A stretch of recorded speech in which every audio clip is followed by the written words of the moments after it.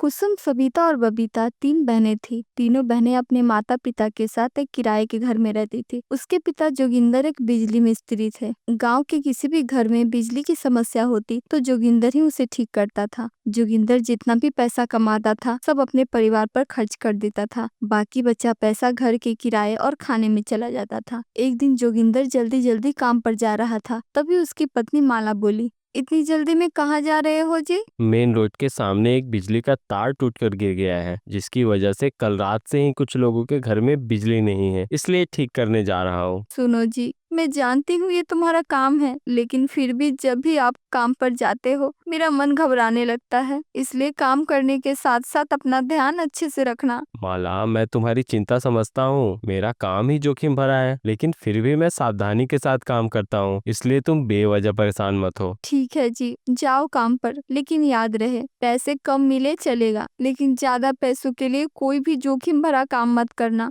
जिससे बात जान पर आए। ठीक है भाग्यवान, ऐसा ही होगा। अब मैं काम पर जाऊँ? इतना बोलकर जोगिंदर काम करने चला गया। जोगिंदर के काम पर जाने के कुछ देर बाद ही मकान मालिक का बेटा बब्बन आता है और घर के बाहर से ही जोगिंदर को आवाज लगाने लगता है। जोगिंदर भैया, अरे ओ जोगिंदर भैया, कहाँ हो? ये तो काम पर गए हैं, कोई बात है क्या? महीना लग गया है, इसलिए पिताजी ने किराया लाने को बोला है। ठीक है, ये आते हैं तो मैं बता दूंगी, वो खुद कल तक किराया दे देंगे। इतना बोलने के बाद बबन अपने घर चला गया और माला अपने घर के अंदर रसोई में चली गई और खाना बनाने लगी, जहाँ उसकी तीनों बेटियां अपनी माँ के कामों में हाथ बटाने लगी। माँ, मैं जल्दी जल्दी आटा गूंद देती हूँ, तुम रोटी बना लेना, क्योंकि मेरे से गोल रोटियां नहीं बनती है, और मैं सब्जी बना देती हूँ। इतना बोलकर दोनों बहनें अपनी माँ के साथ काम करने लगती है। सविता अभी छोटी थी, इसलिए छोटी मोटी जो भी मदद हो पाता था वो सब करती थी। इस तरह से सभी मिलकर रसोई घर में खाना बनाने लगी थी। तभी कोई घर के बाहर जोर जोर से जोगिंदर की पत्नी बिंदु को आवाज लगा रहा था। अरे बिंदु भाभी, जल्दी घर से बाहर आना। ये कौन मुझे इतनी तेज आवाज दे रहा है? आवाज सुनकर बिंदु के साथ उसकी तीनों बेटियां भी बाहर आती है। अरे की हुई गवा भैया, काहे इतनी तेज आवाज में हमके बुलावत है? अरे भौजी, बिना कौनो सवाल किए जल्दी हमरे साथ चलो। पता न कैसे करंट लग गई जोगिंदर भैया के, बेहोश हो गई और बार बार तोरी नाम ही पुकारत है। ये सुनते ही जैसे बिंदु के पैरों तले जमीन खिसक गई। करेंट कैसे लग गई? वो ठीक था बारन। भौजी, तू बस चला जल्दी।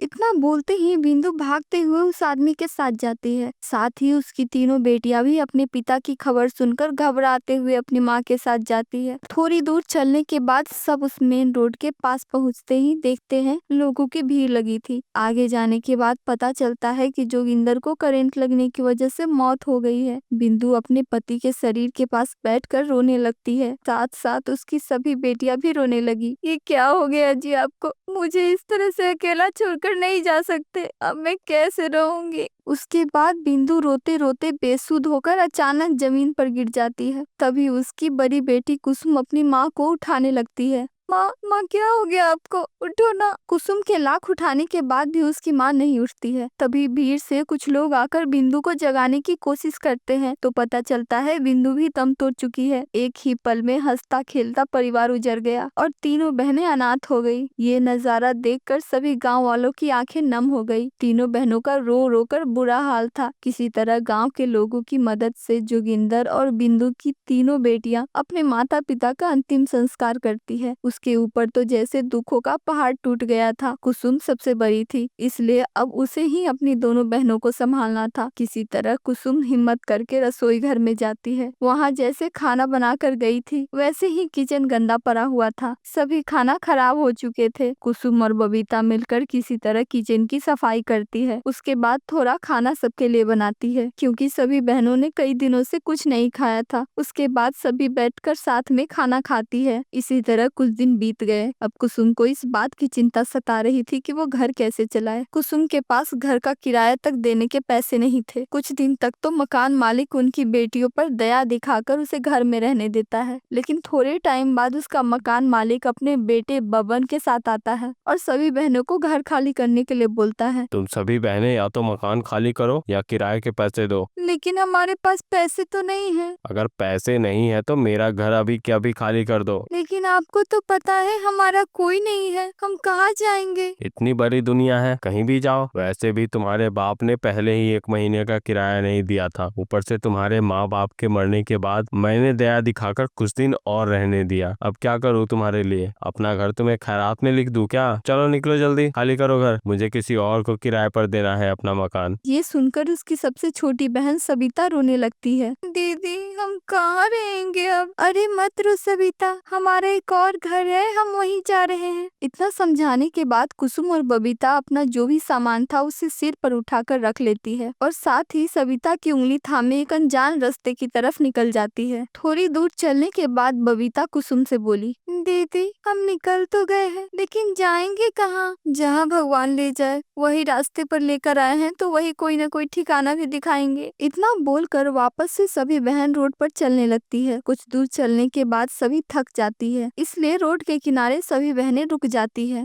दीदी बहुत जोरों की भूख लगी है, अभी देती हूँ खाना। इतना बोलकर कुसुम जो भी खाना घर से लेकर आई थी वो अपनी बहनों को दे देती है, जिसे खाकर सभी का भूख शांत होता है। दीदी हम लोग कब तक ऐसे चलते रहेंगे, हमारे पास तो पैसे भी नहीं है, अब खाएंगे क्या और रहेंगे कहाँ। ठंड तो बहुत है और हमारे पास रहने का कोई ठिकाना भी नहीं है, इसलिए घर से जो प्लास्टिक लेकर आए हैं उसी को बांस के सहारे चारों ओर से जमीन पर लगा देते हैं। कम से कम सिर ढकने के लिए कुछ तो रहेगा जिसके अंदर हम सब महफूज रह सकते हैं। लेकिन दीदी बहुत ठंड है, इतनी ठंड में हम लोग कैसे रहेंगे। क्या कर सकते हैं बबीता, हमारे पास रहने का कोई ठिकाना नहीं है, हमें कुछ दिन तक ऐसे ही गुजारा करना पड़ेगा। पैसे कमाने के लिए भी हमें कुछ न कुछ करना पड़ेगा, वरना हम खाएंगे क्या। हाँ दीदी लेकिन हम लोग करेंगे क्या, हमारे पास कुछ नहीं है। एक काम कर सकते हैं बबीता, यहाँ दूर दूर तक कोई होटल नहीं है और पास में ही एक फैक्ट्री है जहाँ लोग सुबह सुबह काम करने आते हैं। ऐसे में हम यहाँ खाना बना सकते हैं, वही खाना आते जाते लोगों को भी खिला देंगे। इस तरह से हम कुछ पैसे भी कमा लेंगे और हमें भूखा भी नहीं रहना पड़ेगा। इस तरह से अगले दिन से बबीता और सविता पास के जंगल से लकड़ियाँ इकट्ठा करके लाती थी। उसके बाद कुसुम और बबीता मिलकर खाना बनाती थी। उसके बाद फैक्ट्री में आते जाते लोग गर्म खाना देखकर खा लेते थे। जैसे जैसे लोगों को पता चल रहा था, दूसरे दिन से और ज्यादा लोग खाना खाने के लिए आने लगे। इस तरह से तीनों अनाथ बहनों का काम अच्छा चलने लगा और थोड़े बहुत पैसे भी आने लगे। अब जैसे जैसे लोगों की भीड़ बढ़ने लगी, चूल्हे पर खाना बनाना मुश्किल हो गया था, इसलिए कुसुम ने एक नया गैस चूल्हा ले लिया जिससे कम समय में ज्यादा खाना बना सके। इस तरह से बड़े ही आराम से अनाथ बहनों का काम अच्छा चलने लगा। लेकिन तभी एक दिन, ये रोड के साइड से अपना सब कुछ हटाओ, तुम्हारे इस काम के कारण पूरा रोड ब्लॉक हो गया है, लोगों को आने जाने में परेशानी हो रही है। लेकिन साहब हम यहाँ से कहाँ जाएंगे, हमारे पास रहने का कोई ठिकाना नहीं है, हम आराम से काम करेंगे, आपको कोई भी परेशानी नहीं होगी। कहीं भी जाओ लेकिन यहाँ मत रहो, चुपचाप सामान हटा लो, मुझे मजबूर मत करो सामान फेंकने के लिए।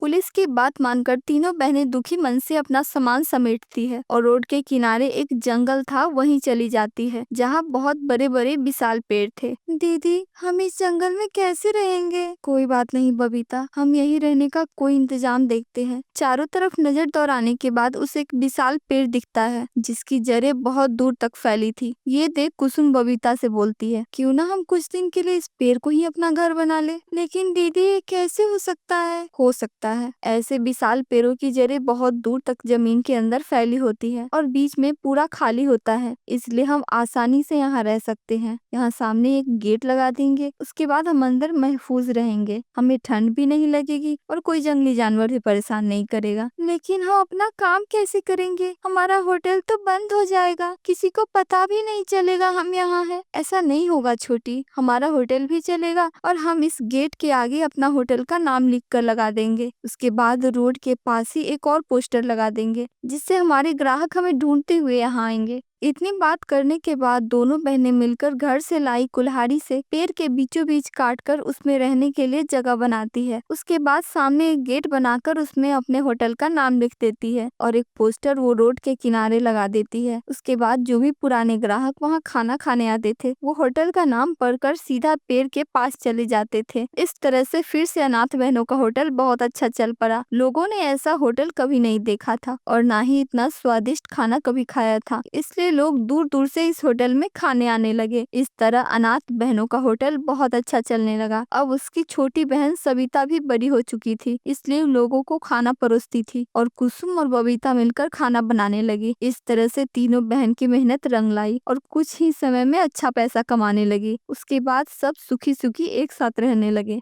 अगर आपको वीडियो अच्छा लगा तो वीडियो को लाइक करें और चैनल को सब्सक्राइब कर दें।